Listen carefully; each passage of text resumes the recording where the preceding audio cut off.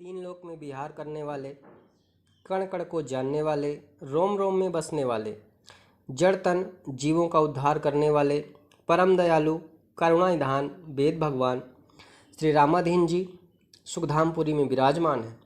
प्रभुजन चारों तरफ बैठे हुए हैं। अब एक भक्त परमपिता से विनय करते हैं कि हे प्रभु, आप जब तक सन्मुख विराजमान हैं तो कोई चिंता नहीं है।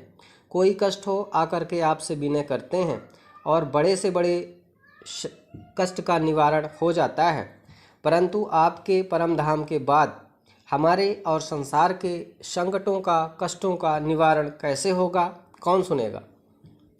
अब इस पर मनमोहन मुस्कुराए और मृदुल मनोहर बोले, देखो भक्तों, जब हम नहीं होंगे तब संसार में जो भी किसी के जीवन में कष्ट होगा उसका समाधान, उसका निराकरण तत्काल होगा।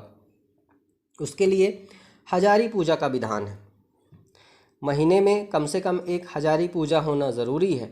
जो जन प्रतिदिन कर सकें वह तो सर्वोत्तम है। अहो, कितना भी बड़ा संकट हो, अगर सामने नाहर भी आ जाए तो भी उसे उस भक्त का रास्ता छोड़ना होगा। हजारी पूजा में इतनी शक्ति है, इतनी ताकत है। साथ ही यह पूजा तत्काल मनोकामना पूरी करेगी, ऐसे हमारे वचन हैं। अमृत रूपी वचनों को सुनकर भक्तगण बार बार शरणागत हुए। दयालु भगवान की, सुख निधान की, वेद भगवान की बारंबार जय जयकार किए। एक बार परमपिता की परम प्रियदासी चमेली देवी स्वप्न देखती हैं कि पीपल के पेड़ के नीचे भैया जी को लिटाया गया है और उनके ऊपर सफ़ेद कपड़ा पड़ा हुआ है, जैसे कोई शव रखा जाता है। यह सपना देखकर चमेली देवी ने तुरंत उनको बुलवाया और 5 ठे हजारी पूजा करने के लिए बोला। इस पर भैया जी ने सवाल किया कि मौसी, क्या बात, हजारी पूजा क्यों? चमेली देवी ने उत्तर दिया, पहले आप 5 हजारी पूजा कर लीजिए, फिर आपके प्रश्न का उत्तर दे दिया जाएगा। भैया जी आज्ञा को सिरोधार किए। थोड़े दिनों में 5 हजारी पूजा पूरा कर लिए। कुछ महीनों बाद की बात है, भैया जी लेटे हुए हैं, तब एक घोड़ा उनके मुंह में पैर रखता है। घोड़े का पैर पूरे मुंह में न रखकर जरा सा चोट लगती है और तुरंत उठकर बैठ जाते हैं। सोचिए कि अगर घोड़े का पैर नाक में रखता तब क्या होता। इसी बीच भैया जी मौसी से मिलने सुखधामपुरी आए।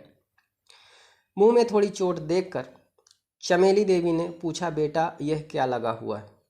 भैया जी बोले, एक दिन हम ऐसे ही लेटे हुए थे, तब अचानक हमको झपकी लगी और एकदम से जब नींद खुली तब कोई घोड़ा हमारे मुंह को कुचलने से बचा दिया। महाराज का, आप सब जन का आशीर्वाद रहा तो बच गए। अब चमेली देवी ने पूछा कि आपने हजारी पूजा तो कर लिया है ना? भैया जी बोले, हाँ मौसी। तब चमेली देवी बोली, यह जो संकट आपके जीवन में आया था और उसको हजारी पूजा ने ही टाला हुआ है, इसलिए सबको बीच बीच में हजारी पूजा करते रहना चाहिए।